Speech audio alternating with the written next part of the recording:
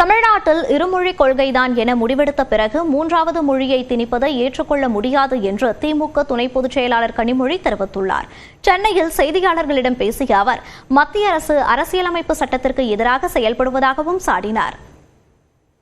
கல்விங்கிறது பொதுப்பட்டியல்ல இருக்கக்கூடிய ஒரு விஷயம். அது ஒன்றிய பட்டியல்ல இல்ல.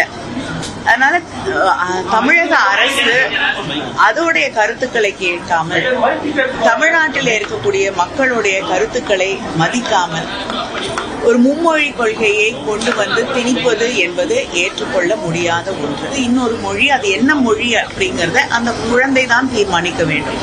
அதை விட்டுட்டு ஒரு மாநிலம் நீண்ட போராட்டத்திற்கு பிறகு 2 மொழி கொள்கை என்று முடிவு செய்த பிறகு இன்னொரு மொழியை நான் கொண்டு வந்து திணிப்பேன் அப்படின்னு தொடர்ந்து அந்த இந்தி திணிப்பை செய்து கொண்டிருப்பதை நிச்சயமாக ஏற்றுக்கொள்ள முடியாத ஒன்று.